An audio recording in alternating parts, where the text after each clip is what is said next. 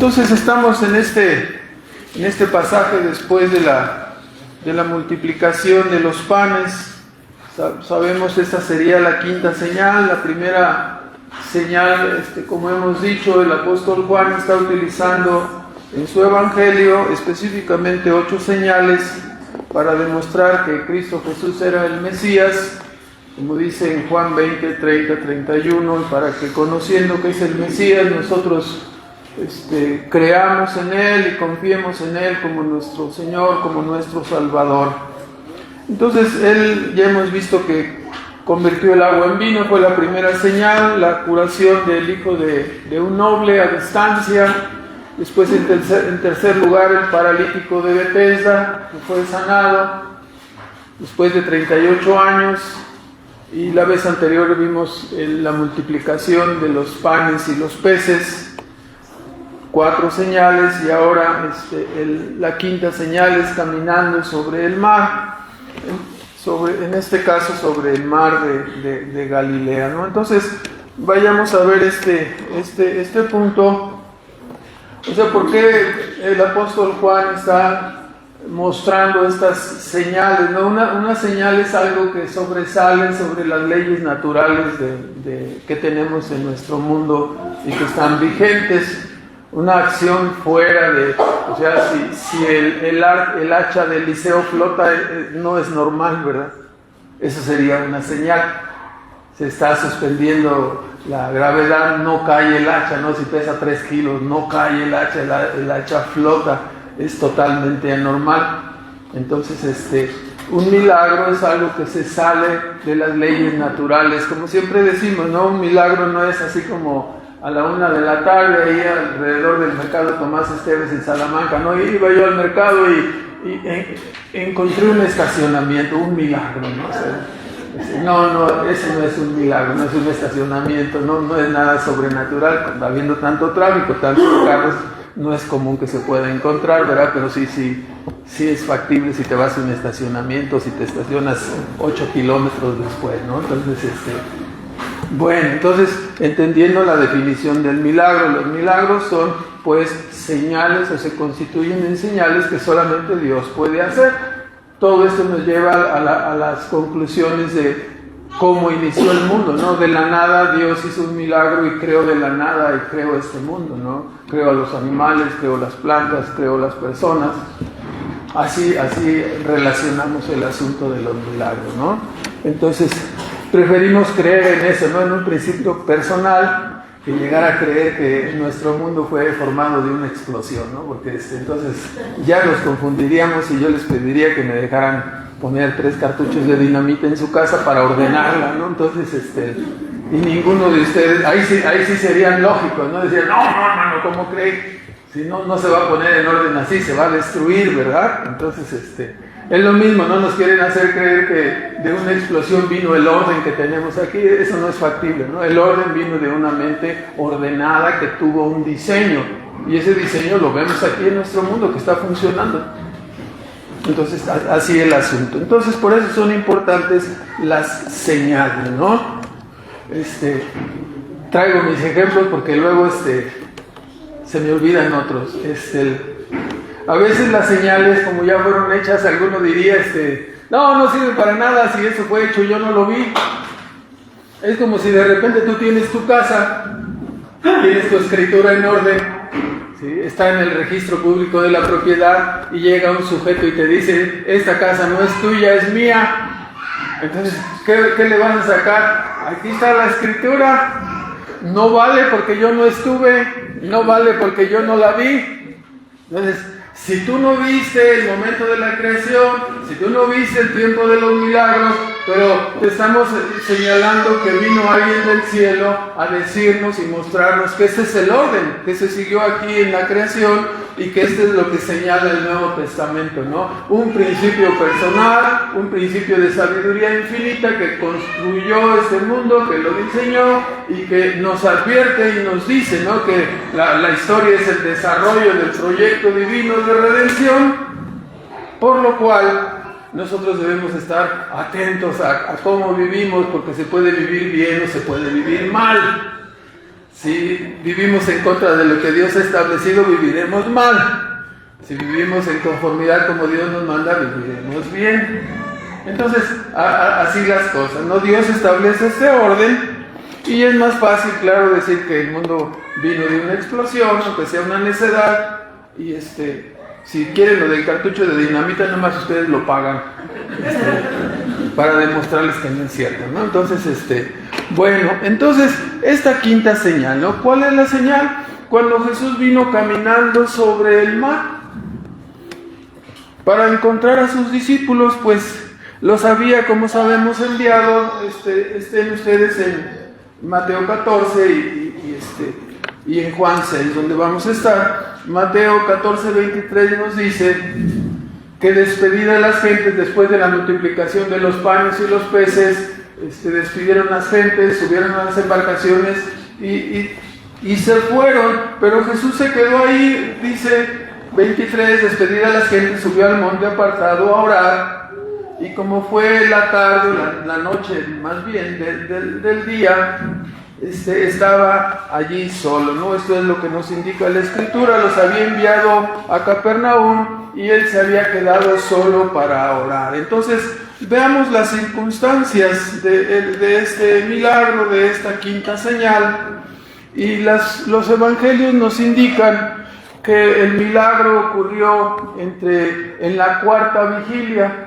Los hebreos acostumbraban a contar, en este caso, las noches por vigilias, comenzando a las 6 de la tarde la primera vigilia, 6 a 9, 9 a 12, 12 a 3, la cuarta vigilia sería entre las 3 de la mañana y las 6 de la mañana.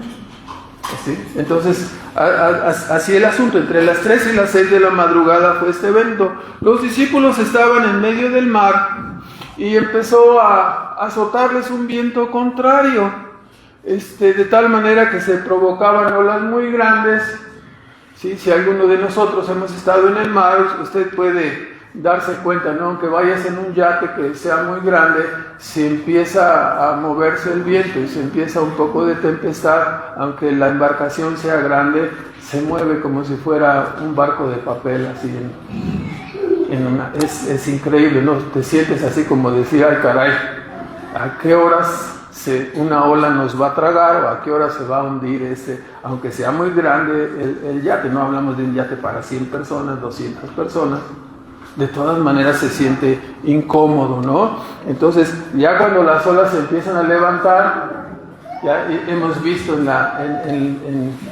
en los videos, cómo es las olas gigantescas, ¿no? 10, 20 metros, ¿sí? El mar abierto ya se siente feo, ¿no? El mar de Galilea es aproximadamente un área como de 10 kilómetros, 11 kilómetros cuadrados, más o menos es la longitud de este mar, más o menos en una forma medio circular.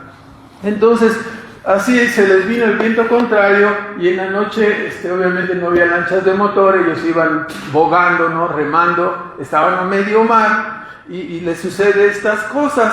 En Marcos 6:48 sabemos que los evangelios, Mateo, Marcos, Lucas, son llamados los sinópticos, que son muy similares, y el evangelio de Juan es un evangelio, como hemos visto, supletorio, que da los detalles que en algunos casos no vienen señalados en los sinópticos. Ahora aquí Marcos nos agrega los detalles. 6:48 se nos dice desde el 46, después que los hubo despedido se fue a orar.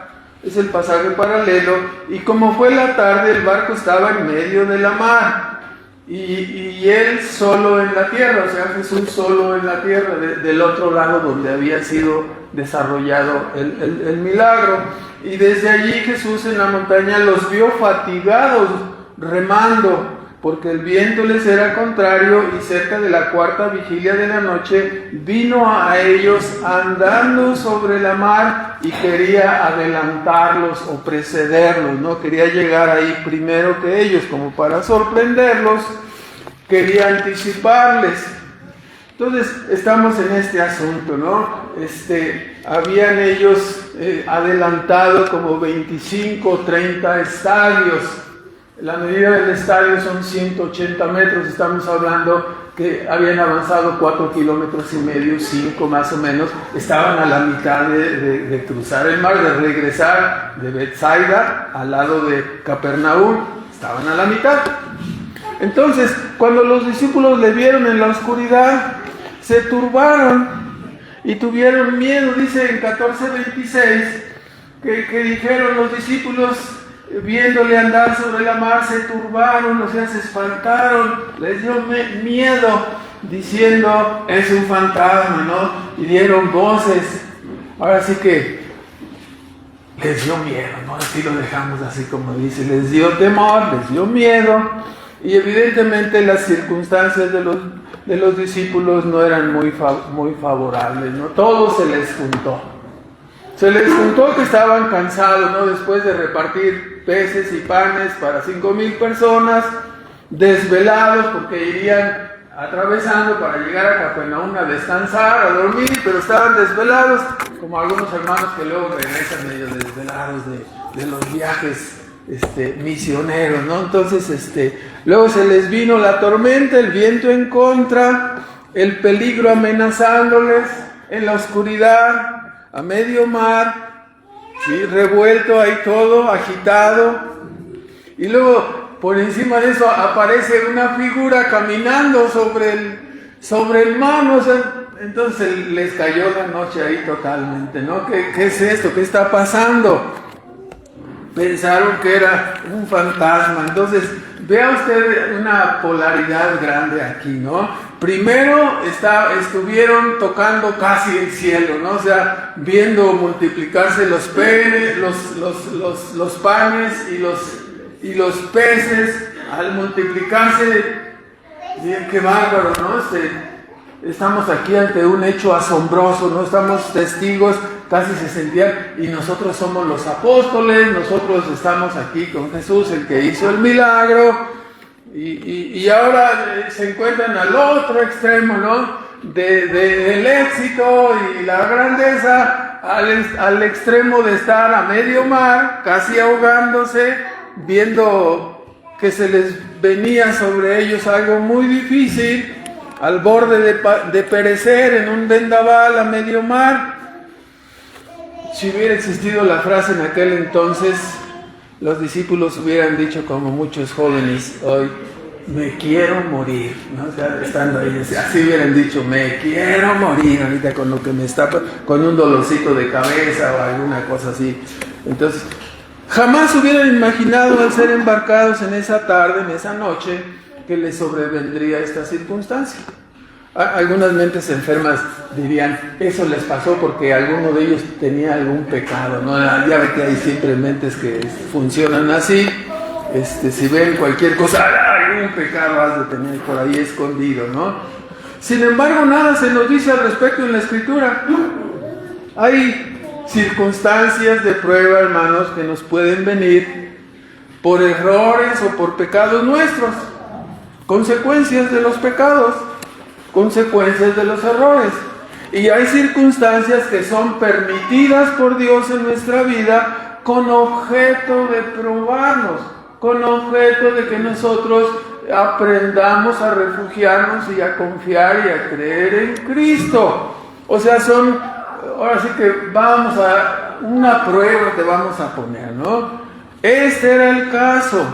El Señor les estaba probando para mostrar finalmente su grandeza, para mostrar finalmente su poder en controlar la tempestad, en salvarles a ellos mismos, en mostrar que tenía control de los elementos.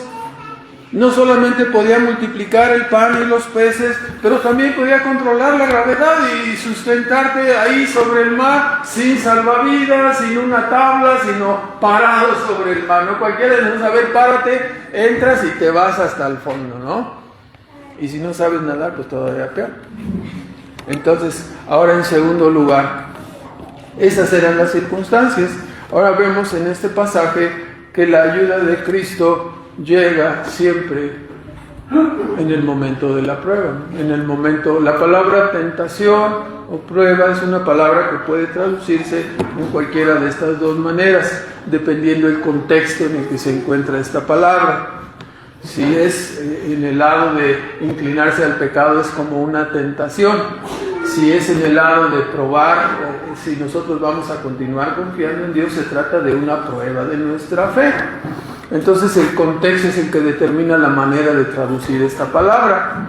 Entonces nuestro Señor aparece aquí con su presencia y con su voz adecuada, ¿no?, a las circunstancias difíciles. Aparece caminando sobre el mar, ellos están allí en un grave problema y esto es interesante, ¿no?, porque si ustedes ven, sin perder el texto de Mateo, en Job, en el capítulo 9 y en el versículo 8, se nos enseña, ¿no? El Antiguo Testamento era el libro de texto para nuestros hermanos en aquel entonces, y en Job 9:8 se establece, ¿no?, que Dios es el que extiende solo los cielos y anda sobre las alturas o sobre las olas del mar. En la traducción 60, si mal no recuerdo, anda sobre las olas del mar. Entonces, al aparecer caminando sobre las olas, solamente puede ser atribuido ¿a quién? A Dios. Solamente Dios puede hacer eso. Él es el único capaz de andar sobre las olas del mar. Todos nos hundimos, ¿sí? No hay nada difícil para Dios, no hay una situación que le haga temer o palidecer, ¿sí? Se presenta aquí empoderado sobre los elementos y capaz de resolver la situación más apremiante. En este caso, las olas agitadas, el barco moviéndose, ¿sí? Y se presenta a él, las cosas son diferentes. Aparece usando un vocablo muy conocido, ¿no?, para nosotros, hasta cantamos ese texto, ¿sí?, en Isaías 43, no temas porque yo te redimí. Entonces cuando Él se acerca, no teman, no tengan miedo, o sea, estoy aquí. Es obvio que está refiriéndose a un pasaje ya citado aquí en el Antiguo Testamento, en el libro de Isaías. Aunque pases por el fuego, no te quemarás. Y en las aguas, yo voy a estar contigo. Por lo tanto, no temas, ¿verdad? No tengas miedo, no tengas temor. Igualmente, el Señor, cuando encaminó a Josué, ¿no?, como siendo el sustituto de aquel gran líder que fue Moisés, ¿no?, levantado por Dios, que no se ha levantado, dice otro profeta como él, y Josué le temblaban las piernas para decir: ahora yo voy a introducir a este pueblo a la tierra prometida, ¿cómo le voy a hacer si son muy rebeldes, no? No temas, ¿sí? Josué 1:8 y 9, yo estoy contigo, no temas ni desmayes, ¿no? Esfuérzate y sé valiente, el libro de esta ley no se aparte de tu mente, de tu corazón. Era lo que él tenía que hacer, ¿no? Josué entonces tomó el lugar de Moisés y recibió esta misma frase: no temas ni desmayes, porque yo soy tu Dios, que te mando que te esfuerces y que seas valiente. Yo te voy a sostener, como estuve con Moisés, así voy a estar contigo, ¿no? Entonces la frase era conocida: no temas. La frase yo soy es la misma. Sí, no temas, yo soy. Sabemos lo que significa esta frase, ¿no? Esta fue la primera vez que Dios la usó aquí en Éxodo 3:14, ¿no?, cuando se reveló a Moisés desde la sorprendente zarza que ardía y que no se consumía, ¿verdad? Si queremos de ese carbón que no se acaba, ¿verdad? Yo creo que fue lo que pensó él: queremos de ese carbón que le prendes y es un combustible que es mejor que el gas LP y no se acaba, ¿verdad? Entonces queremos ese combustible, ¿verdad? Entonces lo que pasaba es que no se consumía, porque cuando Moisés se acercó a la zarza, recordamos lo que sucedió, ¿no? Le dijo: quita los zapatos de tus pies, porque el lugar donde estás es un lugar santo. ¿Qué lo hacía santo? La presencia de Dios, ¿no?, en la zarza, que ardía y no se consumía. Así es Dios, autoexistente, autosuficiente, no se consume, no pasa de moda, no envejece, es el mismo de ayer, de hoy y por los siglos, es el eterno. Entonces estaba delante de él. Ahora Cristo está usando esa frase: no temas, yo soy. O sea, es una frase con un alto significado histórico para ellos, que debían entender así como nosotros lo estamos comprendiendo en este momento, lo habíamos comprendido. Indica la existencia continua de Dios, por lo tanto, Él controlando en este caso, caminando sobre el mar, controlando la gravedad, no hundiéndose, estaba haciendo un milagro, una señal portentosa, ¿verdad? Cristo la estaba usando como en otras ocasiones para mostrar que Él era el eterno yo soy. Se estaba identificando a sí mismo ¿con quién? Con Jehová de los ejércitos, con el mismo que apareció en la zarza. Entonces no temas, yo soy. Esta vez no fue por el fuego, no, esta vez fue como apoyándose sobre el agua, o sea, en una forma sobrenatural igualmente, ¿no? Se estaba identificando a sí mismo con el eterno Jehová, ¿no? Platicábamos hoy, ya estamos en el pasaje, en el capítulo 17 en la mañana, y platicábamos, ¿no? El cristianismo, hermanos, fíjense bien en este punto, ¿no? El cristianismo es más que un concepto de la verdad, ¿no?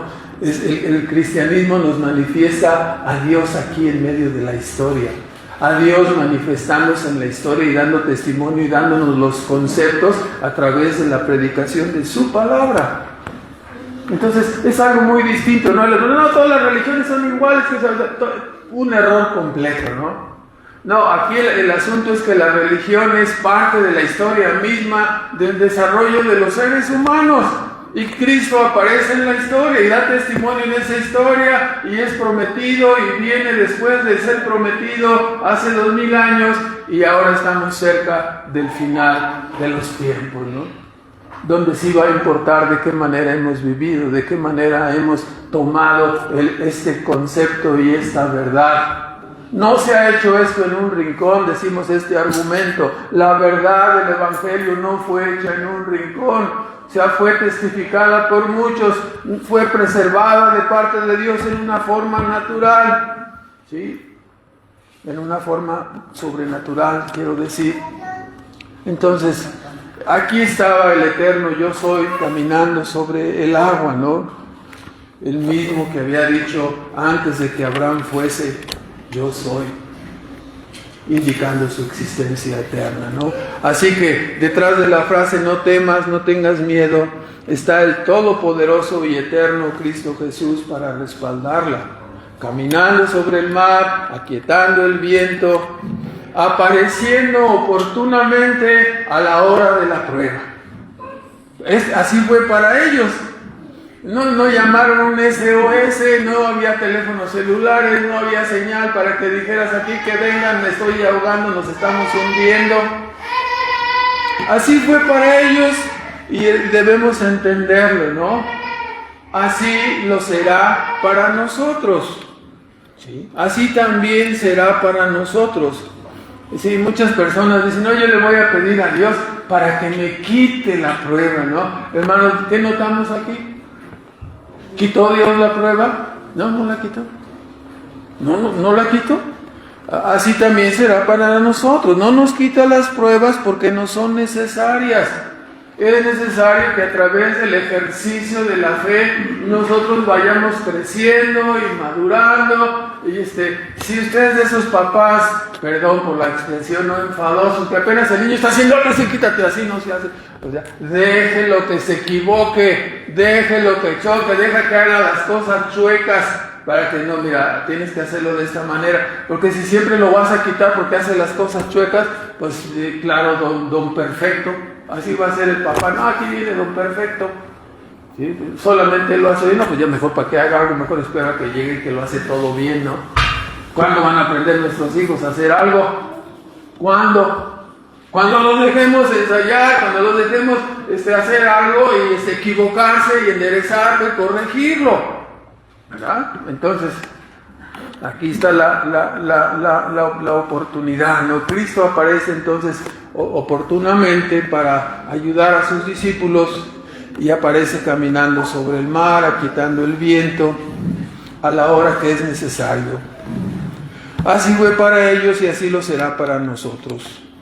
No pidamos que nos quiten las pruebas, sino enfrentemos las pruebas que son necesarias. Hermano, ¿quién diseñó el mundo? ¿Quién ejerce un gobierno providencial sobre este mundo? Dios. ¿Y cómo lo ejerce? ¿Le llama a usted para preguntarle por teléfono si quiere día soleado o lluvioso? ¿O si quiere día friolento? No, hace como hace con el clima.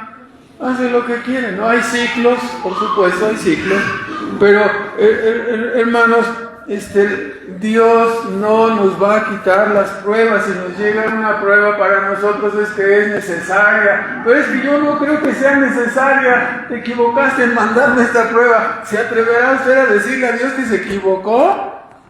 ¿Se equivocó Dios al dejar que los agitara el viento en la barca y en todo eso? No, no se equivocó, nunca se equivoca. Si nos toca una enfermedad, si nos toca un accidente, si nos toca alguna providencia de esas que solemos llamar como providencias oscuras porque son contrarias, porque son como zancadillas, porque son como una piedra dentro de nuestro zapato, no nos gustan. Ese es precisamente el propósito, que aprendas a caminar con esa piedra en el zapato, que aprendas a vivir de esa manera y seguir confiando en Dios. La prueba no va a ser quitada, no se equivoca Dios. No, aquí sí se equivocó Dios conmigo, porque, sí, no me digas. Ya tienes un elemento para rebatir con Dios y demostrarle en el día del juicio, tengo contra ti, aquí te equivocaste. Sí, ¿se equivocó Dios? No, hermano, no hay ningún error. Lo que debe hacer es impresionarnos la sabiduría infinita de Dios en tener controlado nuestro mundo, cada una de las circunstancias que ocurren con cada uno de los casi 8,000 millones de seres humanos que ocupamos este planeta, ¿no? Y de todas las cosas y de todos los asuntos, Dios tiene santo y seña, como decimos, de cada uno de nosotros, ¿no? Ahora, entonces no nos quita las pruebas porque no son necesarias, sino aparece para concedernos gracia para el oportuno socorro. En tercer lugar, vamos a ver las reacciones. Mateo 14, versículo 28. Las reacciones de algunos de nosotros, en este caso Pedro, ante las circunstancias de prueba, ¿no? 14, 28. Entonces le respondió Pedro, si tú eres, manda que yo vaya a ti sobre las aguas, ¿no? O sea, hay que va una prueba a ver si es cierto que tú eres verdaderamente Dios. Y entonces, sorpresivamente Dios le dice, está bien, ven. Y ahí va caminando sobre el agua también, o sea, tiene la potestad de caminar sobre el agua, anular el sentido de la gravedad y caminar de esa manera, pero también tiene la facultad para decir, a ver, ven tú y camínale encima del agua, ¿verdad? Yo creo que Pedro salió y pisó el agua y ha de haber sentido, me voy a ahogar. Era pescador, yo creo que no se ahogaría, ¿no? Pero era pescador y también, imagínense, era la primera vez en su vida que caminaría, siendo un pescador, que caminaría encima del agua, ¿no? Yo creo que hasta las barbas se le han de haber hecho así, ¿no?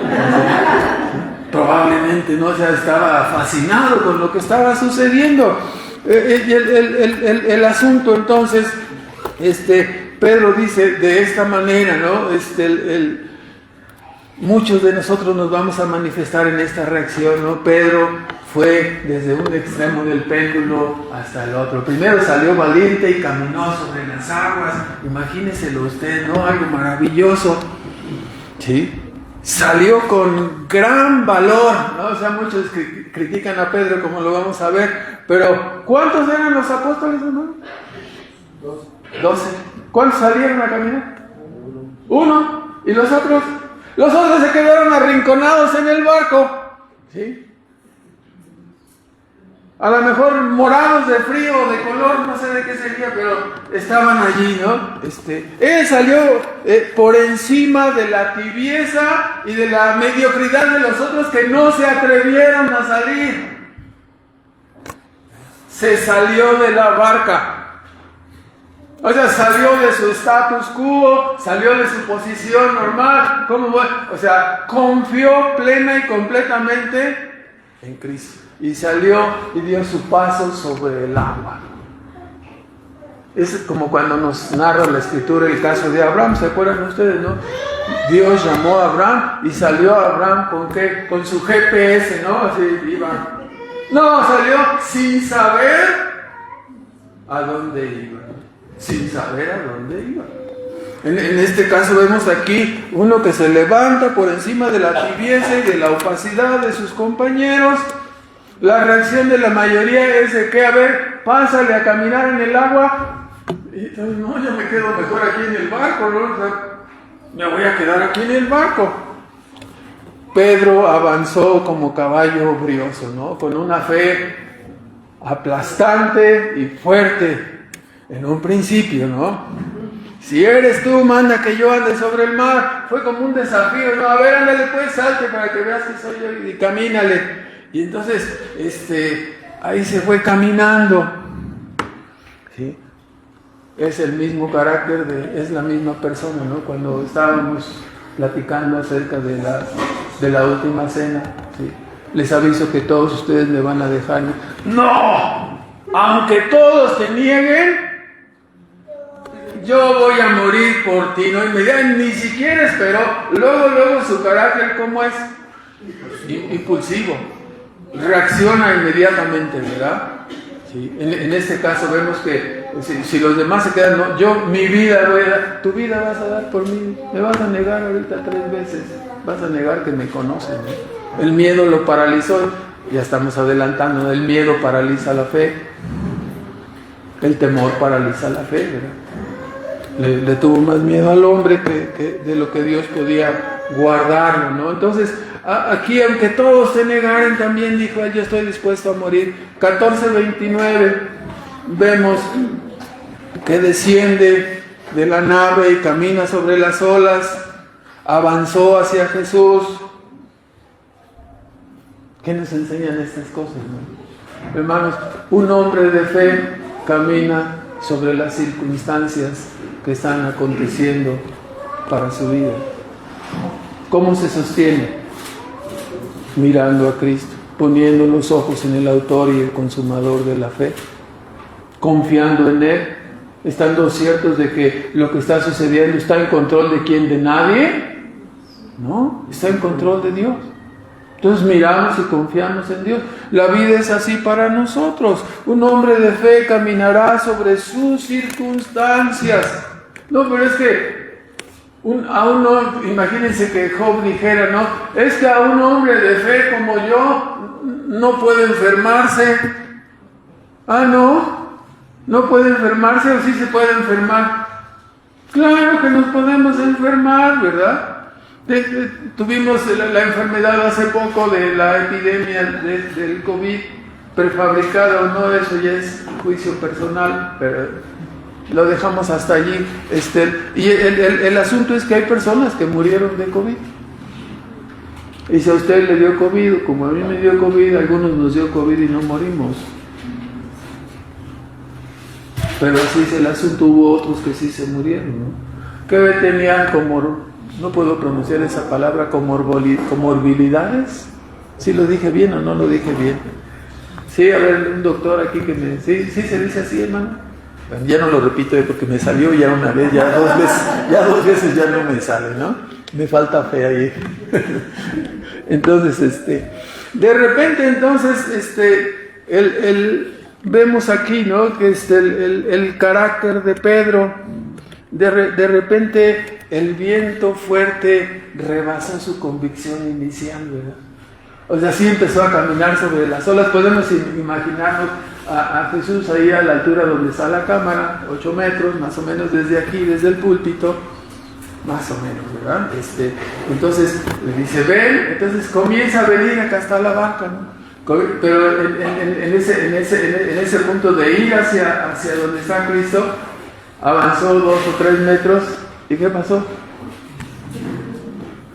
Le ganaron las circunstancias, se lo comió, quitó sus ojos del objeto, en este caso de Cristo, ¿no? Entonces comenzó a ¿qué?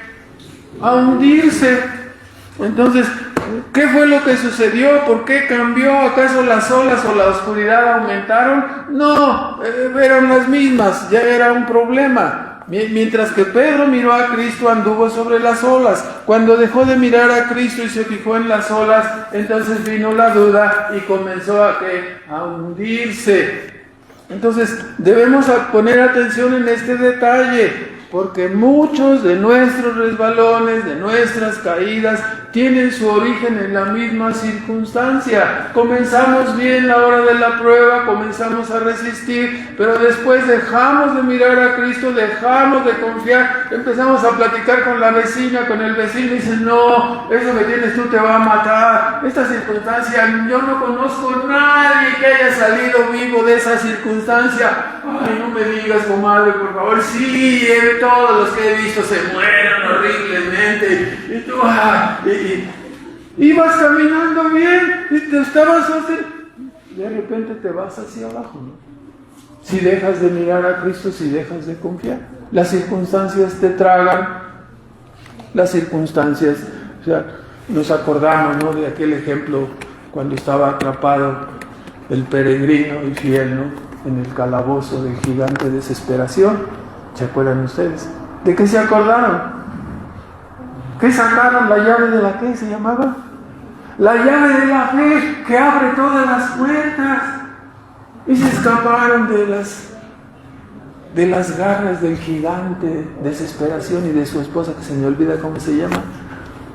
Alguno de ustedes se acordará, ¿no? Ha de haber sido Tiburcia o alguna cosa así parecida, ¿no? O sea, está feo el nombre.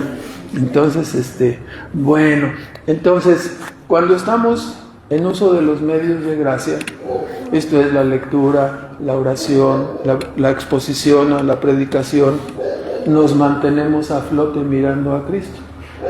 Porque todos los predicadores rogamos a las personas, a los oyentes, que pongan sus ojos en Cristo, que sigan confiando en Cristo, que como comenzaron al principio sigan mirando a Cristo, para sostenerse en medio de cual sea su circunstancia.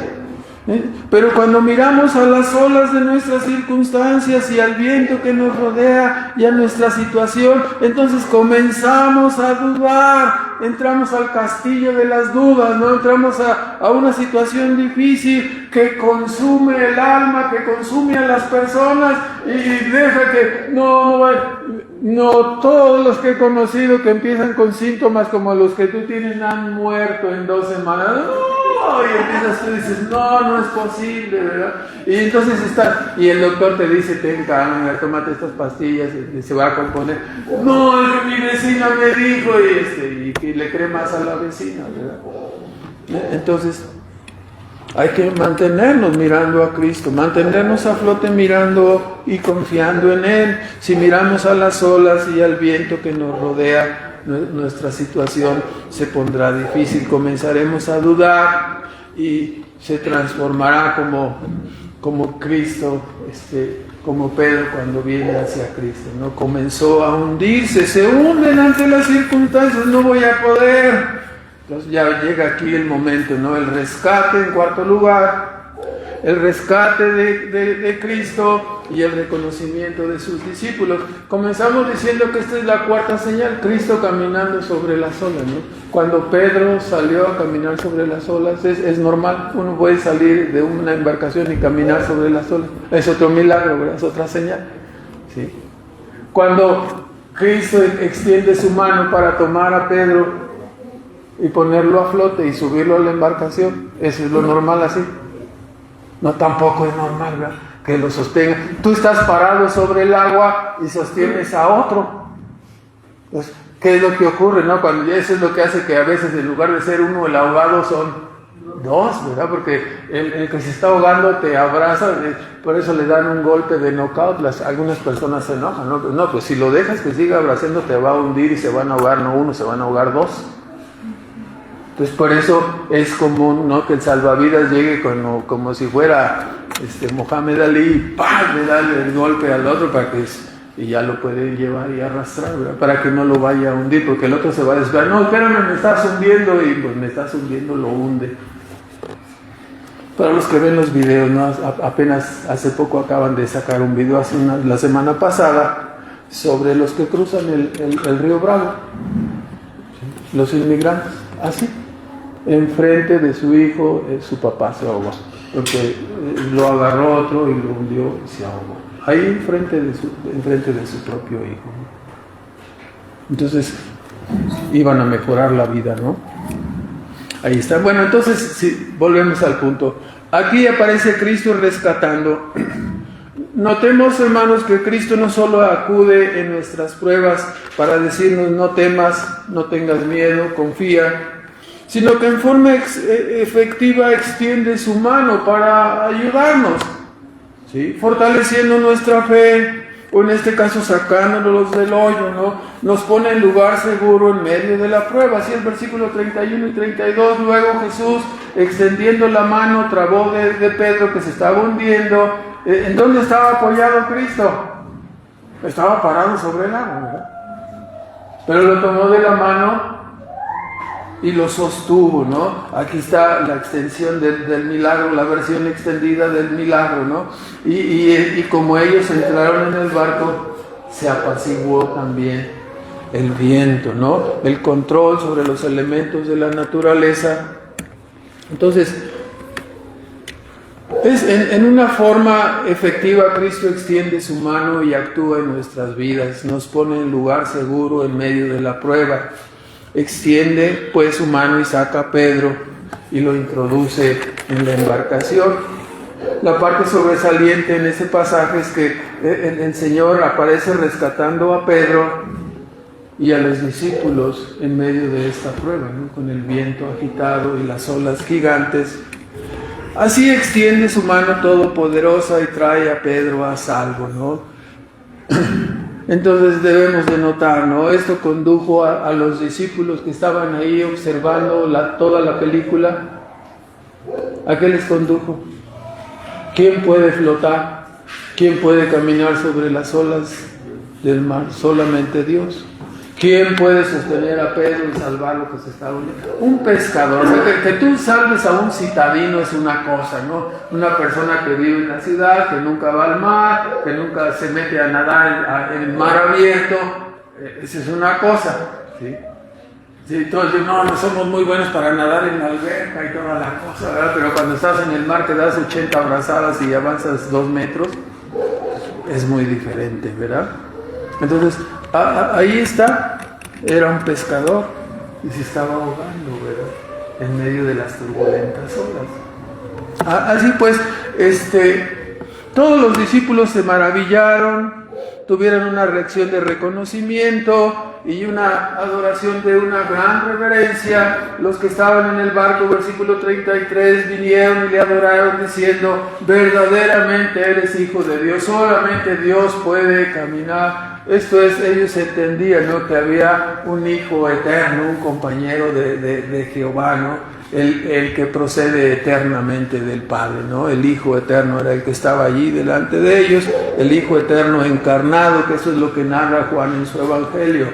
En el principio era el Verbo, y el Verbo estaba con Dios, y el Verbo era Dios. Luego versículo 14, 1:14, y el Verbo se encarnó, el Verbo tomó una naturaleza humana y vivió en este mundo, ¿no? Para que se quite por fin el argumento de los hombres, no, pues Dios está en el cielo, ni sabe cómo vivimos aquí, no sabe qué es el sufrimiento, no sabe ninguna cosa. O sea, el que no sabe es la otra persona, ¿no? Que no ha leído lo que los evangelios dicen.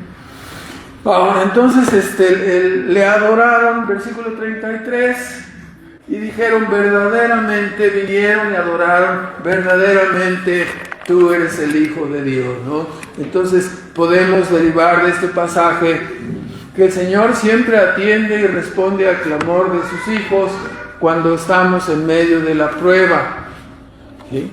Pero, ojo, no debemos equivocarnos pensando que siempre el resultado final de nuestras pruebas será un rescate maravilloso como el que acabamos de escuchar, como el de Pedro y sus discípulos. No nos equivoquemos, porque hay otro tipo de pruebas, ¿sí? Por ejemplo, a Pablo acudió a Cristo en oración y le fue dicho, sin quitarle el aguijón que traía clavado, ¿no? La enfermedad que tenía.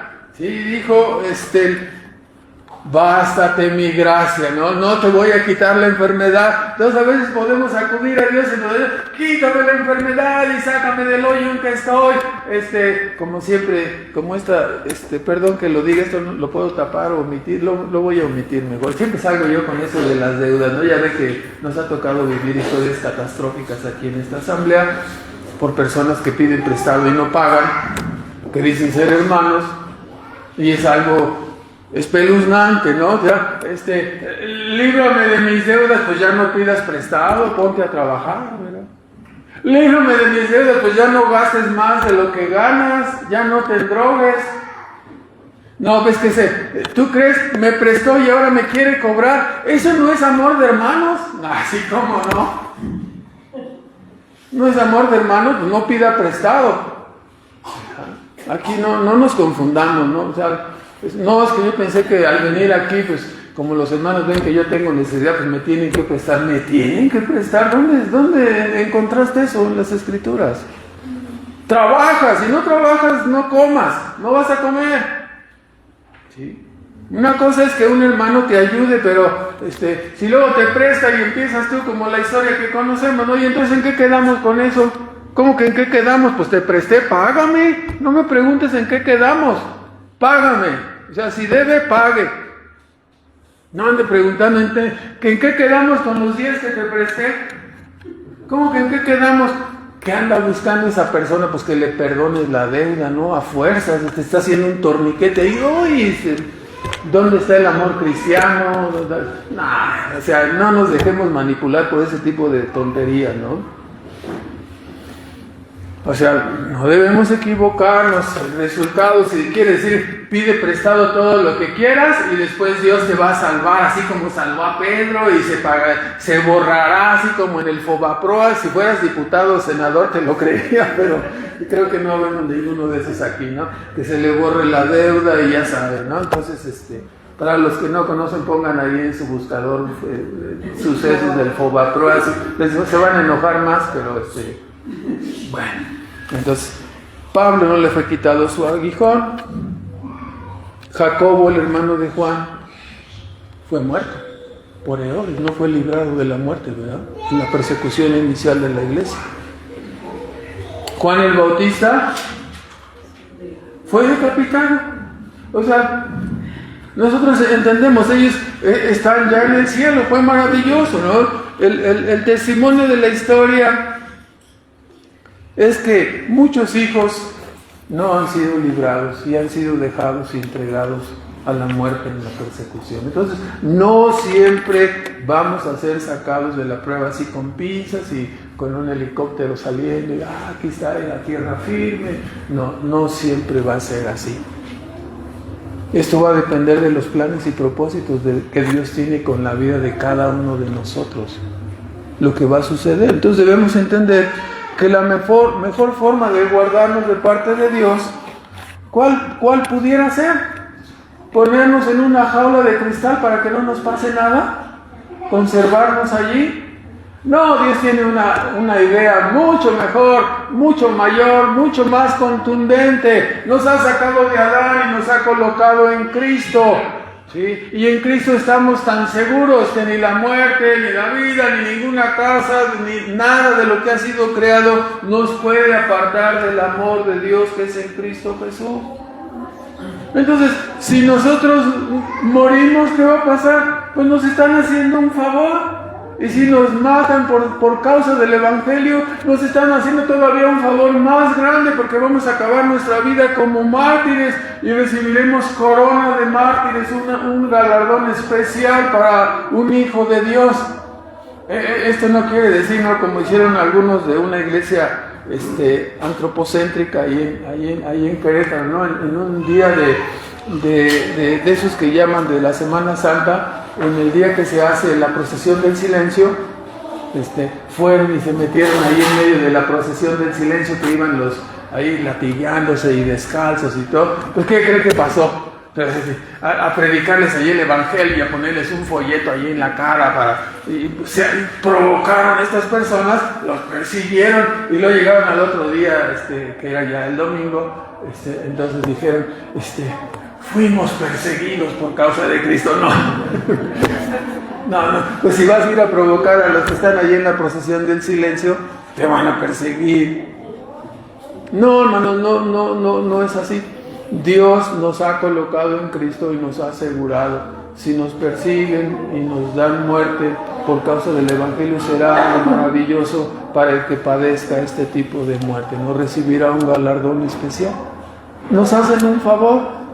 O sea, muchas personas dicen, no, este cuate ya está bien loco de remate. Bueno, no es eso lo que estamos buscando, que nuestra vida termine y llegar delante de Dios en el día que Él quiera. O sea, moriremos tarde o temprano. La muerte es la puerta de entrada hacia el cielo. ¿Quiere ir usted o no quiere ir? No, es que no sé, es que se quiere quedar aquí. ¿Por qué se quiere quedar aquí? ¿Por qué está prefiriendo la tierra al cielo? No digo que hagamos una locura para decir, bueno, después si esa es la puerta, pues de una vez me muero y ya me voy al cielo de una vez, ¿no? O sea, el día de tu muerte está señalado. En tu mano están mis tiempos, ¿no? Dios sabe cuándo vamos a salir. Nosotros no podemos apresurar ni debemos apresurar esa salida, ¿no?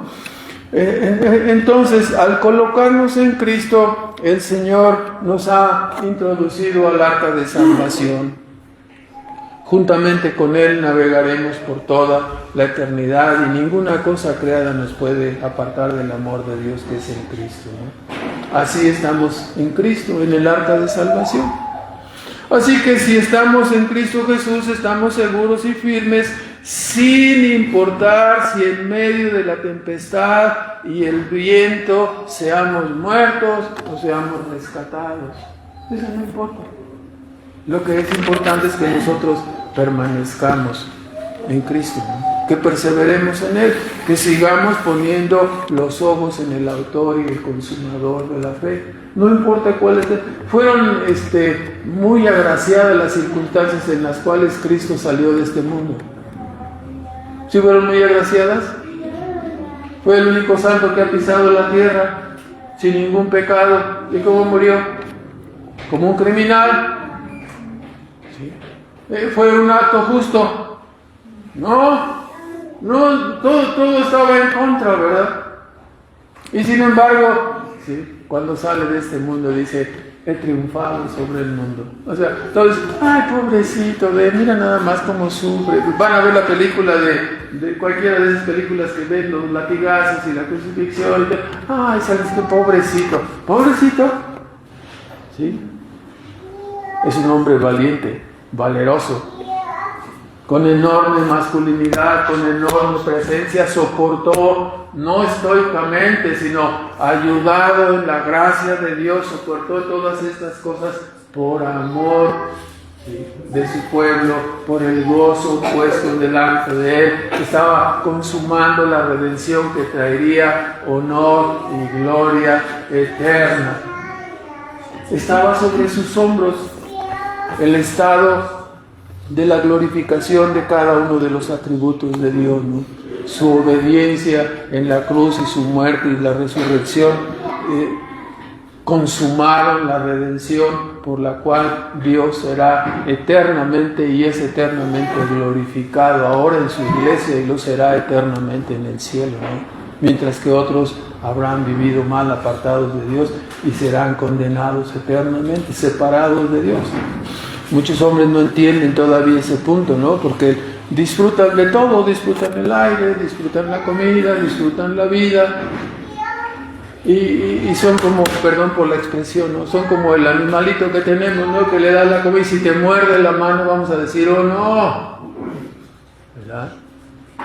Pero ellos blasfeman a Dios, se conducen de una forma que no agrada a Dios, muerden la mano que les da de comer, blasfeman contra el que les sustenta su propia vida.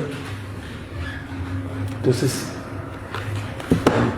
será un final difícil para esas personas, ¿no? Ahora terminamos con unos comentarios. En primer lugar, debemos notar qué tan necesario y valioso es para los creyentes tener una fe verdadera en Cristo, ¿no? Asegurarnos de que tenemos la fe verdadera. Con eso de que hasta los demonios creen y tiemblan, entonces tenemos que asegurarnos que tenemos la fe verdadera en Cristo Jesús. O sea, esa fe no solamente será capaz de traernos convicción de pecado y confianza en la obra de Cristo, sino nos va a dar, esa fe nos ayudará a vivir por encima de la corriente de este mundo, nos ayudará a perseverar hasta el final de la carrera. O sea, viendo la obediencia de Cristo y siguiendo sus pisadas, no empezándonos a amargarnos, a quejarnos, a lamentar por lo que nos pasa, por lo que estamos atravesando, sino a qué, a seguir confiando. Estamos en las manos de Dios, estamos en Cristo. Lo que pueda suceder con nosotros, estamos asegurados en Cristo en el arca, ¿no? O sea, Dios no dice, no, te garantizo que si ustedes van a una iglesia de esas de la prosperidad, les va a decir que claro que sí, Dios les garantiza un hotel de 5 estrellas toda su vida, con un sueldo de quién sabe qué tanto, y nada. O sea, ¿qué nos garantiza Dios?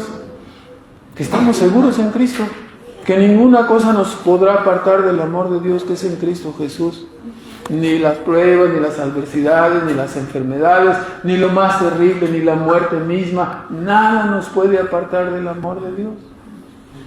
Eso es lo que nos asegura Cristo en su palabra, ¿no? Nos da una fe que nos ayudará a vivir por encima de la corriente de este mundo y que nos ayudará a perseverar hasta el final de la carrera, ¿no? ¿Cuántas personas dicen, no, es que a mí me iba muy bien hasta que me convertí en creyente y empezaron las pruebas? Pues sí, dejaste de ser tranza, corrupto, mentiroso, chantajeador, no, pues sí.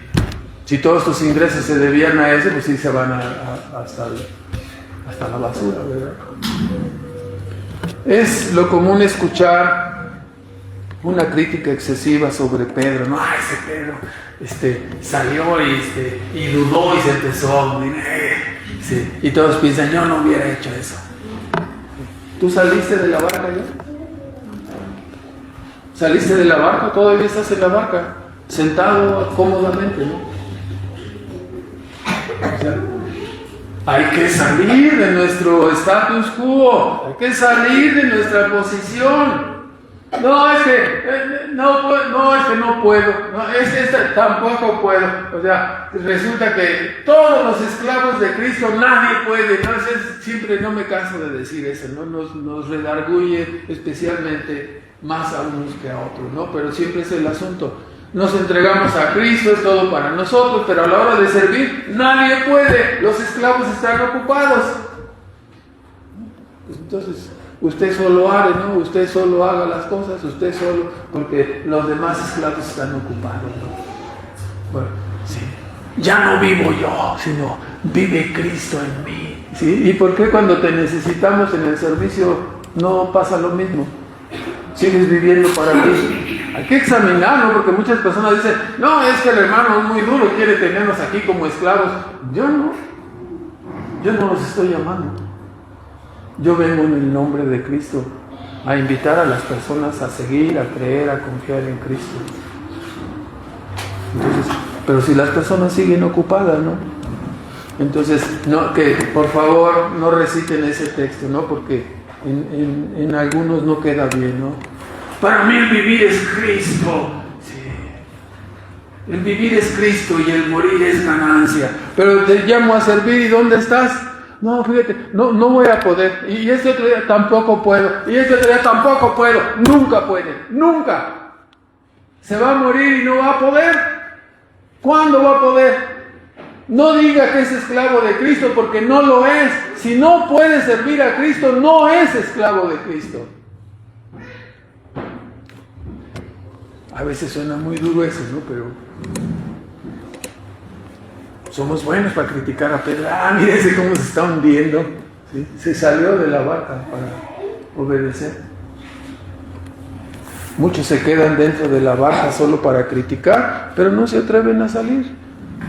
No se atreven a hacer nada, ¿no? Una vez una persona, digo, no voy a decir, no, una persona dijo, no, dice, en un año yo juntaba fácil 1,000 personas para levantar una iglesia. Y dije, no, hermano, pues entonces ándele, vaya usted y haga las cosas, ¿no? Muy a fuerzas podía sostener su profesión de fe, ¿no? Pero él sentía que las cosas que se estaban haciendo estaban mal, ¿no? Esa era su opinión. Estaba sentado dentro del barco, ¿verdad? Estaba sentado dentro del barco. Y además hacía negocio con los que estaban adentro del barco. Ya saben, ¿no? Como hay personas, esas personas llegaban a una asamblea de corte arminiano, pero la ilustración no sirve. O sea, llegaban y vivían de los que estaban adentro del barco, ¿no? Ahí los agarraban y les vendían todo lo que podían, y en eso consistía su vida. No solamente no servían, iban a vivir y para venderles a los que estaban allá dentro del barco. Ya me entienden, ¿no? O sea, no estoy hablando cosas muy que no se puedan entender. Somos llamados a mantener la fe en Cristo sin fluctuar. Solo así nos mantendremos firmes, sin hundimientos. Cuando miras las olas o a los hombres, acabarás hundiéndote. Hay que seguir mirando y confiando en Cristo, cualquiera que sea nuestra situación. ¿Quién permitió mi situación? Pues Dios ha permitido la situación que estamos atravesando. Él ha permitido. En segundo lugar, nos alegramos viendo a nuestro gran y poderoso Salvador ayudando y preservando a sus hijos en medio de la prueba.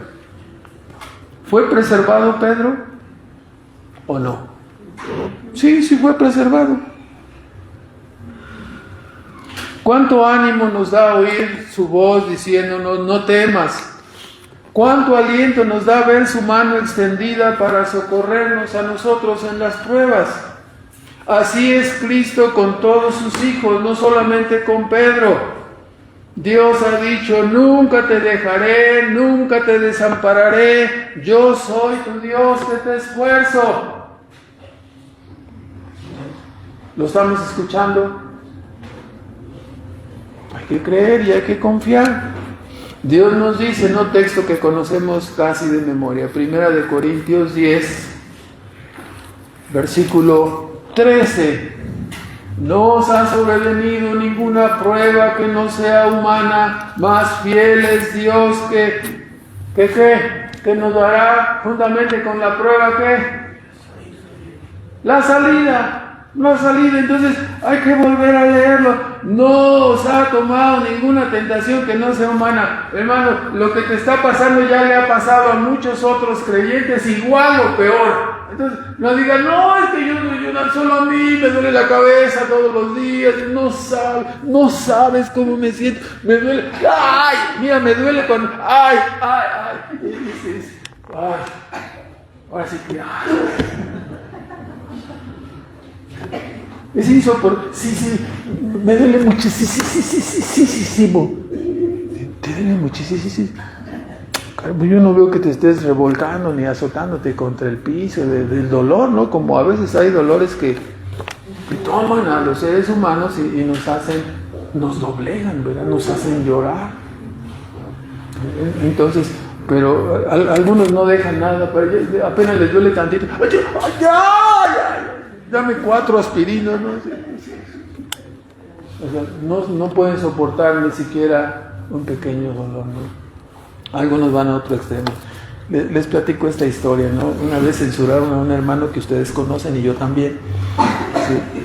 Porque le dolía la cabeza al hermano y el hermano cometió el grave pecado de sacar 2 aspirinas, como es su costumbre, normalmente un día lunes,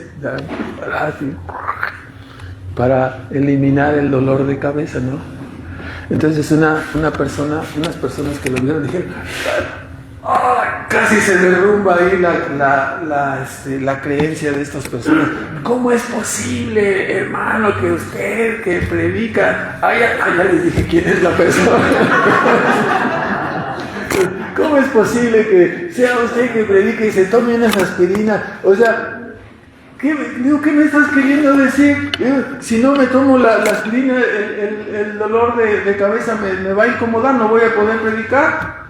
Entonces necesito tomar la aspirina, ¿verdad? Es normal que si te desvelas o estás trasnochado, y si es varias veces, que gracias a Dios ahora ya no es el tiempo, pero hace como 30 años que esto ocurrió, era frecuente que entonces los dolores de cabeza no te dejan, no solamente una vez a la semana, sino varias veces a la semana. Las personas que trabajan en turnos saben eso, ¿no? Aunque digan, no, ya dormí, no, se te altera tu ciclo de sueño y traes dolor de cabeza. Entonces una aspirina, sí. ¡Ay! El hermano se tomó una aspirina, qué pecadote acaba de cometer. No, o sea, me disculpa, ¿no? Pero dije, sabes que no estás teniendo una perspectiva correcta de las cosas, ¿no? Lo dejamos ahí, Dios. Sí, ya no voy a decir en dónde fue, solamente puedo decirles que no fue en el sur de la República, sino fue en el otro lado. No tan arriba. No, ya lo dejamos hasta ahí, ¿verdad? Entonces, él dice que no nos ha venido una prueba que no sea humana. Entonces, posiblemente su dolor sea muy, muy elevado. Tómese su aspirina, ¿verdad? Si eso le ayuda, tómese su paracetamol. De todas maneras, si sea por el hígado o por lo que se va a afectar, esa parte consúltela con su médico de cabecera para no meternos en problemas, pero bueno, entonces a todos nos duele la cabeza, a todos tenemos dolores, unos podemos soportar menos, otros más. Creo que yo soy de los que soporta menos. Cuando me han platicado lo de un parto y cada vez que te acercas ahí dices, no, esto no es posible. Si te acercas ahí, tu mujer te mata, ¿verdad? Entonces, hay dolores especiales, ¿no? Que todos los dolores que el Señor permite en nuestra vida, pues hay que soportarlos, ¿verdad? Hay que soportarlos con sus alicientes. Pero estamos hablando de pruebas, dificultades. No, ni me digas qué prueba tienes tú. No sabes la que estoy pasando. Yo no lo sabes. No sabes tú y resulta que es que debo 200 pesos. Casi me dan, préstaselos. O regálaselos, ¿no? O sea, para algunos eso puede ser algo tremendo, ¿no? Para otra persona no puede ser algo tan grande, pero para otras personas sí. Con todo el cuidado, ¿no? Hay situaciones de dificultad que se pueden resolver. Ayudemos en todos sentidos, cuando se pueda. Primera de Pedro 1, por favor, ya nos vamos a encaminar al final. Nos dice Primera de Pedro, capítulo 1,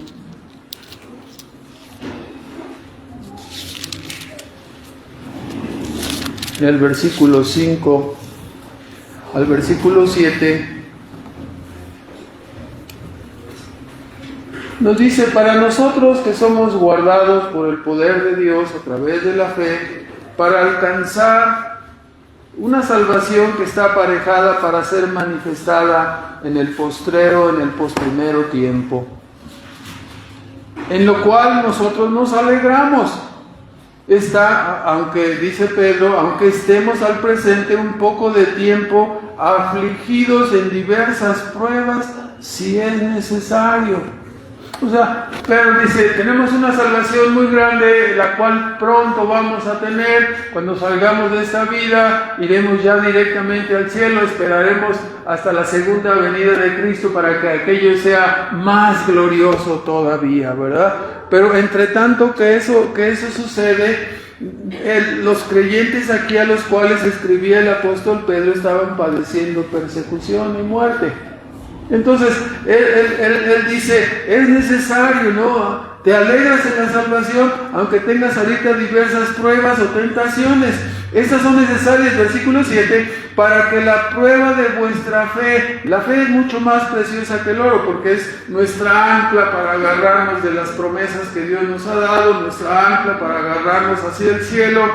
a través de Cristo. Entonces, tu fe es mucho más preciosa que el oro, el cual perece, bien que sea probado con fuego.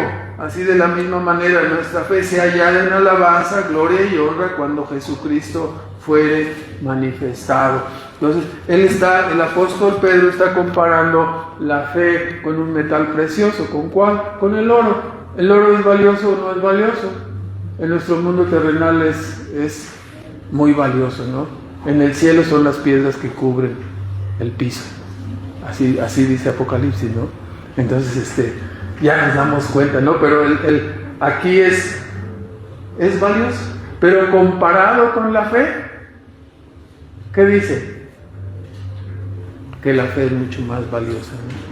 Porque nos va a llevar a la eternidad. Por lo tanto, las pruebas que perfeccionan, que pulen, que así como si tú agarras una piedra y es un diamante y tú no sabes, entonces, pero ya cuando está pulidito, hasta te deja así medio ciego de los chispazos que lanza, ¿verdad? ¿Ya? Así la fe nuestra es más preciosa que el oro y está siendo a través de las pruebas pulida y perfeccionada. Si tú has caminado 2 o 3 años de la mano del Señor y otros que han caminado 5, 10, 15, 20, 30 o más años, la fe de unos y la fe de otros ha sido probada durante ese tiempo. Y tú ves que hay unos más maduros en la fe y otros más pequeños en la fe. Algunos han ido creciendo, o sea, todos vamos creciendo y en el caso de cada uno de nosotros, la fe de cada uno está siendo probada a través de diversas circunstancias. O sea, no quiero decir que ese esposo que te tocó o esa esposa que te tocó o en algunos casos, ¿no? Esa mamá que te tocó, ese papá que te tocó, ese jefe que tienes ahí, ese compañero, o sea, todas a final de cuentas se convierten en circunstancias a través de las cuales tu fe está siendo ¿qué? Probada. ¿Para qué? Para ser pulida y que cada vez sea brillante más, se sobreponga más, porque las pruebas que van a venir no son menores. ¿Cómo van a ser? Mayores, ¿sí? El nivel de exigencia va a ser mayor, dependiendo su edad espiritual, dependiendo de la prueba en que usted se metido. Ay, hermano, no, dice, no me diga eso, por favor, no me diga. Y no quieren saber, su fe va a ser probada. ¿Qué quiere que le diga que no? Le estaría mintiendo. Entonces, a cada uno Dios le ha puesto la piedrita en el zapato, el callo en el lugar adecuado para estarle aplanando, ¿sí me explico? Para madurarnos y pulirnos. No es que Dios nos quiera molestar, es que Dios nos está ayudando a que nuestra fe sea ¿qué? Es importante que tengamos una fe fuerte, porque van a venir situaciones, hermano, en algunos de los casos, ¿no? Cuando estudiamos y leemos, le recomiendo que lea el libro de los mártires de Fox. Por favor, no me pregunte, no es Vicente, es el libro de los mártires de Fox, ¿no? Entonces, y vea lo que ha sucedido ahí con los creyentes en otras épocas y lo que han tenido que atravesar, ¿no? No puede pasar 1 o 2 capítulos sin que realmente se ponga a meditar y decir, híjole, o sea, todo lo que me ha pasado a mí es como si me estuvieran haciendo cosquillas. Morían por causa de su fe, eran quemados por causa de su fe, eran ahogados por causa de su fe, lapidados, quemados como antorchas, ahogados como animales. Sí. Hay reseñas que son verdaderamente terribles, ¿no?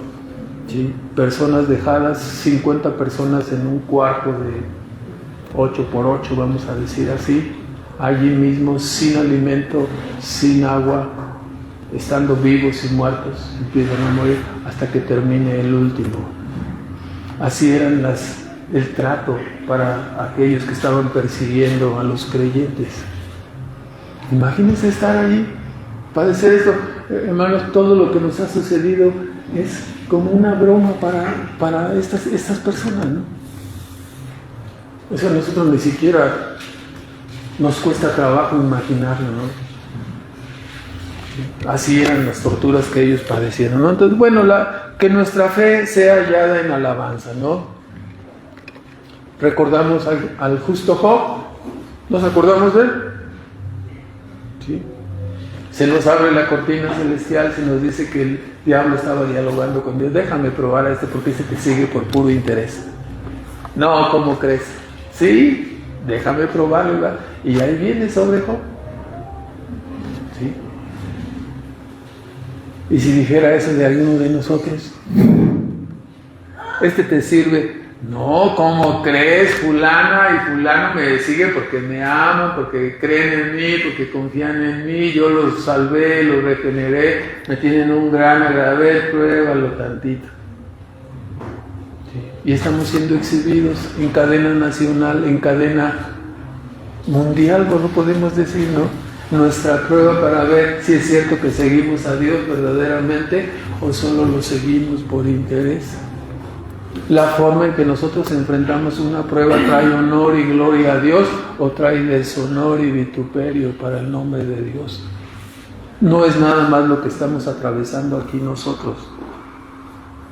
Se nos deja ver que hay cosas más arriba, ¿no? En el cielo que están observando. En este caso Dios mismo, ¿no? Dios es vindicado cuando resistimos en la prueba y su causa y su nombre son vituperados ante nuestras quejas y amarguras cuando estamos atravesando la prueba, ¿no? El diablo dirá, como dijo de Job, este solo me sigue por interés en las buenas, pero en las malas, no.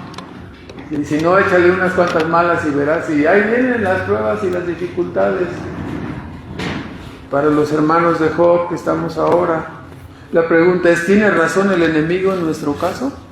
¿Seguimos a Dios y estamos con Él solamente en las buenas? ¿O cuando vienen las malas nos ponemos como leones? ¿Glorifica eso a Dios? Que nos pongamos como leones, que nos amarguemos, que nos quejemos. Eso no trae honor y gloria a Dios, ¿verdad? En cuarto lugar, ya vamos a terminar. Ya estoy diciendo como un hermano querido que no quiero decir el nombre, pero que ya merito terminamos. Cuarto lugar, recordemos en el libro del Peregrino se nos presenta un personaje que se llama Poca Fe. Y Poca Fe fue asaltado por 3 bribones. Esos 3 bribones se llamaban cobardía, culpa y desconfianza. Entonces, se puede añadir aquí a las dudas como un enemigo de la fe, cuando dudamos de lo que Dios está haciendo con nosotros. Entonces, recuerdan que fue golpeado y muy lastimado y le quitaron todo, excepto la parte preciosa que tenía él, ¿no? ¿Cuál era esa parte preciosa? Su salvación. Su fe, su salvación. Lo despojaron de todo. Entonces, no hagamos caso de las culpas, del pasado. Cristo nos ha perdonado, no dudemos, seamos valientes en nuestra carrera hasta el cielo. Dios no nos va a sacar nuestros pecados pasados, ya nos ha perdonado, déjenlos atrás, ya no se mal. No ves que tú no sabes lo que hice. Mira, te voy a volver a platicar, ya te he platicado como 80 veces la historia. Mira, en el tiempo para allá, todos en el tiempo pasado hicimos cosas que nos avergüenzan. ¿Perdonó Cristo tus culpas? Están sepultadas. Ya Dios cobró la cuenta en Cristo. Ya deja. No, pero espérame, me encanta sacar el lodo y echármelo otra vez encima para decir, o sea, te estás victimizando. Ya Dios te perdonó, ya déjalo en paz. Todos éramos indignos, todos éramos hijos de ira, lo mismo que los demás, y el Señor nos ha perdonado. Deja tu vida atrás y mira hacia adelante, mira cómo sirves, mira cómo puedes ser útil. Redime tu vida con una vida útil, honorable para Dios. No te quedes estancado en lo que pasó, en lo que sucedió, en las culpas. Es que tú no sabes mi historia. No caigamos en ese error. culpas, desconfianza, cobardía. Sigamos adelante, hermanos. Es necesario, dice el apóstol Pedro, segunda de Pedro, capítulo 1, versículo 5 al 8.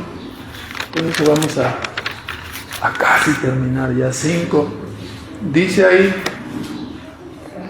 vosotros poniendo toda diligencia por esto mismo, mostrad en vuestra fe virtud, añadir o mostrar en vuestra fe, añadir, dice en la versión 60, en vuestra fe virtud, y a la virtud conocimiento, y al conocimiento añádele el control, la templanza añádele la paciencia, a la paciencia el temor de Dios, al temor de Dios amor fraternal, y así sucesivamente nos sigue diciendo hasta el versículo 8. Si hacemos estas cosas, o sea, no es que hayas entrado en el camino de la fe. Sí, entré en el camino de la fe y nada más leí el Evangelio de Mateo y ya no me volví a acordar de la Biblia, por favor. O sea, la Biblia es un medio de gracia para sostenerte, para que sigas creyendo. Alimenta tu fe. No solo de pan vivirá el hombre, sino de toda palabra que sale de la boca de Dios, leída, estudiada, creída, obedecida. Nos salva.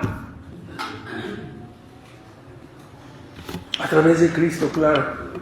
Entonces, aquí nos sigue diciendo que tenemos que añadir. No, es que el año pasado el hermano dio un sermón y nos regañó porque no leíamos la Biblia. A ver, ya pasó el año pasado, ya está este año. ¿Qué pasó? ¿Sigues sin leer la Biblia? ¿A qué estamos jugando? ¿Me explico?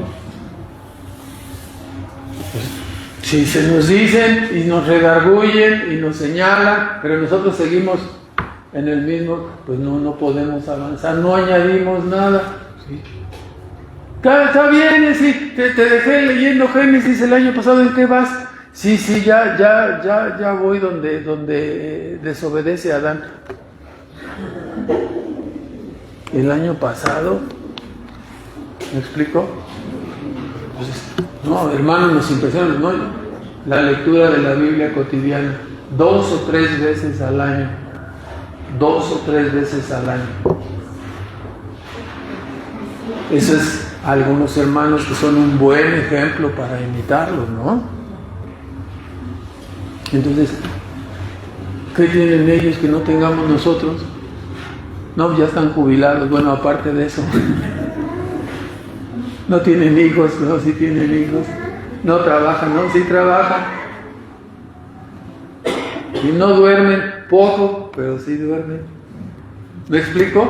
Hermanos, si no añadimos, si no avanzamos, no va a crecer nuestra fe, no va a crecer nuestra confianza, no vamos realmente a hacer lo que Dios nos está. No añadimos.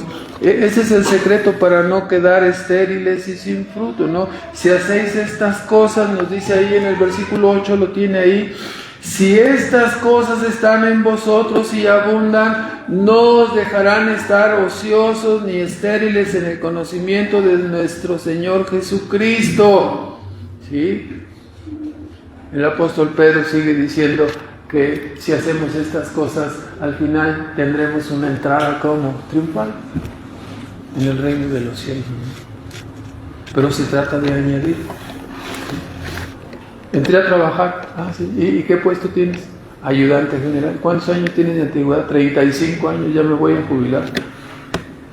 O sea que en 35 años no has subido ni un escalón en el... ¿Me explico? ¿Habrá tenido algún problema? O sea, no estoy diciendo que todos estamos obligados, pero hermano, lo normal es que tú entras de obrero, los ayudantes, hasta que tú ya te conviertes en maestro, albañil, especialista y no sé qué. Vas avanzando, no te quedas en lo mismo.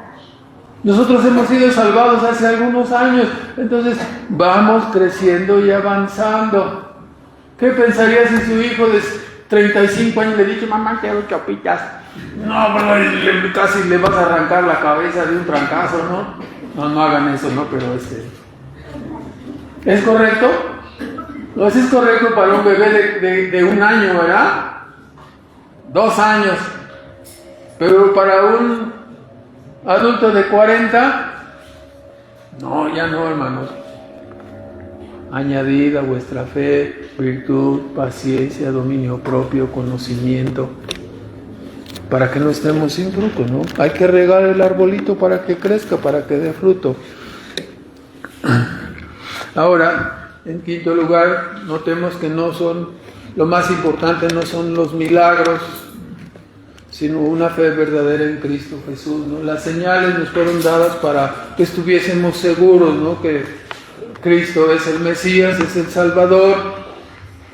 Pero en nuestra vida nosotros pudiéramos recibir o no milagros, pero de nada nos servirían si permanecemos como personas incrédulas. Escúchelo, es mejor estar enfermos o necesitados, pero con la fe salvadora. Entraremos al cielo si tenemos la fe salvadora, aunque estemos enfermos o necesitados. No se nos exige un certificado de salud para entrar al cielo. Tampoco se nos exige una cuenta bancaria determinada para entrar al cielo. Pero sí se nos exige, ¿qué? Una fe salvadora. Entonces pudiéramos estar en las peores condiciones, pero con una fe salvadora. Y así es el final. Hemos examinado hasta ahora 5 señales que prueban que Cristo es el Hijo de Dios. Convirtió el agua en vino, sanó al hijo de un noble, sanó al paralítico de Betesda, alimentó a los 5,000, multiplicando los panes y los peces, y caminó sobre el mar y cargó a Pedro en el mar y lo sacó y lo puso en la barca, ¿no? Y calmó la tempestad. 5 señales que nos muestran que Cristo era ¿quién? Que Cristo era Dios, que Cristo es el Mesías, el Salvador. Ahora, los discípulos, ¿qué hicieron cuando vieron estas cosas? Se inclinaron a adorarle. La pregunta para nosotros es, ¿qué ha sucedido contigo que has escuchado el Evangelio? ¿Cuántas señales más esperas para conocer, para inclinarte a adorarle a Cristo, ¿no? O vas a decir, vas a decir como el de la casa, ¿no? Pues yo tengo no valen las escrituras porque yo no vi. No, sí valen las escrituras. Si tú tienes unas escrituras que acreditan la propiedad de tu casa, ¿verdad? De tu terreno, tu casa. Aquí las señales y los testimonios acreditan que Jesús era el Hijo de Dios, el que te es predicado continuamente, ¿no? ¿Qué hay en relación con lo que estás escuchando, ¿no? Porque te saldrá al encuentro. Él es el Salvador, Él es quien ha estado llamándote, ¿no? A ti, a cada uno de nosotros. Y aunque su iglesia seamos solamente hombres imperfectos, podemos dar testimonio, ¿no? Que el Señor nos encontró y perdonó nuestros pecados y ahora nos tiene en la senda, sirviendo y trabajando para el ensanchamiento de su reino, ¿no? Que eso sea nuestro motivo y nuestro deseo, y para ti no te quedes allí parado, ¿no? Solo Él puede aquietar la turbulencia y la tempestad del corazón de los pecadores para traerles la paz, para traerles el gozo, y solo Él puede dar la fe que te hará elevarte siempre por encima de las olas, de las circunstancias donde caminamos en este mundo, ¿no? Bueno.